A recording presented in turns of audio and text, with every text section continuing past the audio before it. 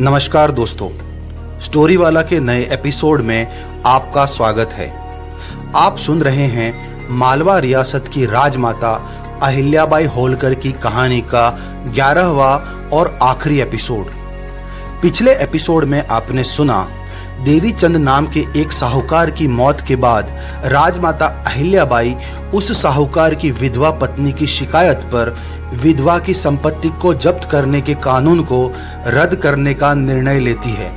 लेकिन अहिल्याबाई के दरबार के कुछ मंत्री इस फैसले का विरोध कर रहे थे। अब आगे अपने दरबार में जैसे ही राजमाता अहिल्याबाई ने विधवा संपत्ति जब्ती के कानून को रद्द करने की बात कही तो राज्य के मंत्रीगण को यह निर्णय तर्कसंगत नहीं लगा।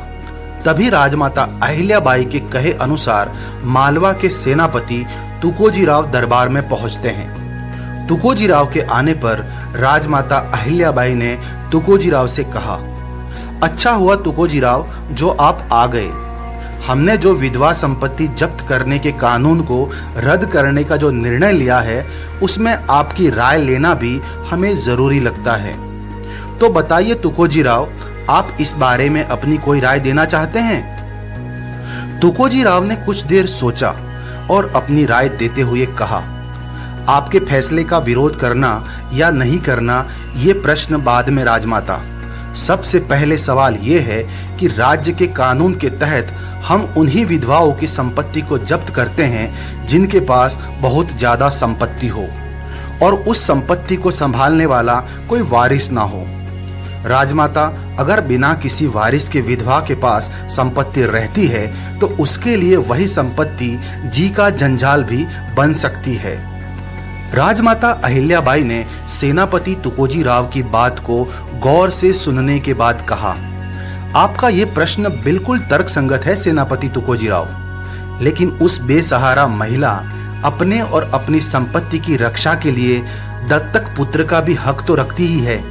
ऐसे में उसके पति की संपत्ति भी उसके पास रहेगी और दत्तक पुत्र के रूप में उसे सहारा भी मिल जाएगा।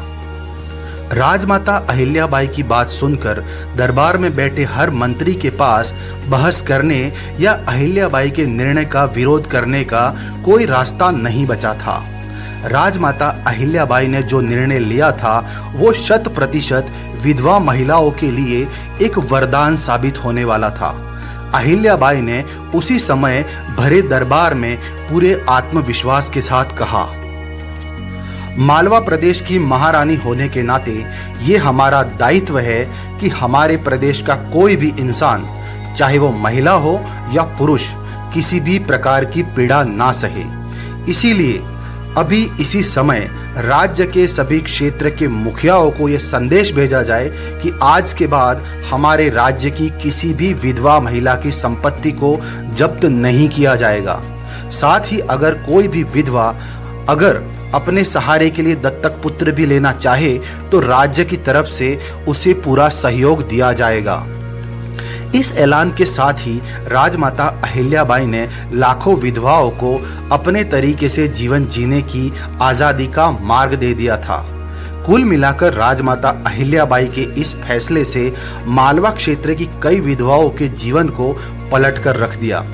अब तक जो विधवाएं अपने पति के मृत्यु के बाद वारिस ना होने की स्थिति में बेहद ही लाचार और बेसहारा जीवन व्यतीत करती थी, ऐसी महिलाओं को समाज में कोई स्थान भी नहीं था। उन महिलाओं को मानो अहिल्याबाई की तरफ से एक वरदान मिल चुका था, आजादी से जीने का वरदान, सर उठाकर जिंदगी जीने का वरदान, अपनी बिखर चुकी जिंदगी को फिर से समेटने का वरदान।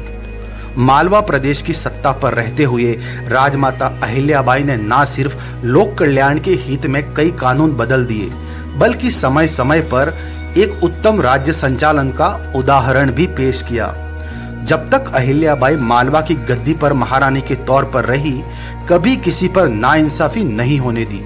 यहाँ तक कि राजमाता अहिल्याबाई को मालवा की जनता देवी के रूप में देखती थी।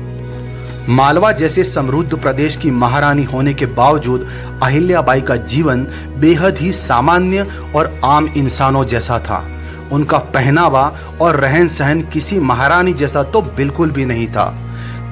यहाँ तक कि अपने पति खंडेराव की मृत्यु के बाद अहिल्याबाई को किसी ने सफेद सूती पोशाक के सिवा दूसरे किसी भी पोशाक में नहीं देखा था।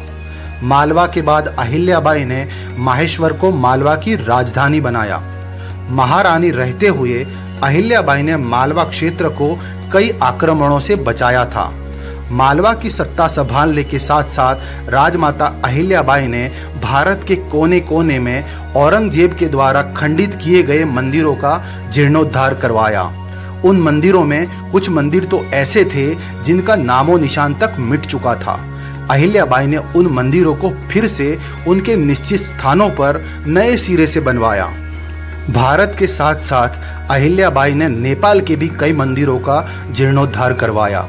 मंदिरों के साथ साथ अहिल्याबाई ने कई अनाथ आश्रम और तालाब और धर्मशालाओं का भी निर्माण करवाया। सिर्फ मंदिरों की ही बात की जाए तो भारत में कोई भी ऐसा पुरातन मंदिर नहीं होगा जिसके जीर्णोद्धार या उसका पुनः निर्माण करवाने में राजमाता अहिल्याबाई का कोई योगदान ना हो।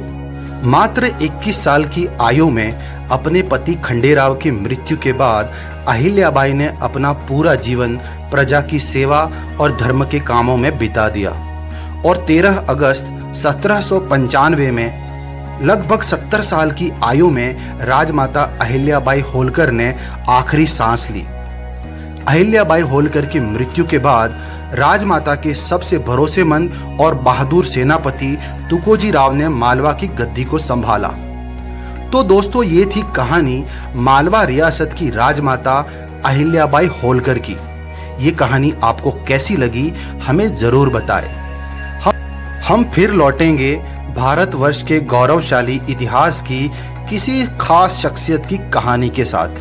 तब तक के लिए मुझे यानी स्टोरी वाला को दीजिए इजाज़त और स्टोरी वाला की कहानियों को अपने चाहने वालों तक ज़रूर पहुंचाएं। साथ ही स्टोरी वाला चैनल को लाइक, शेयर और सब्सक्राइब करना भी ना भूलें।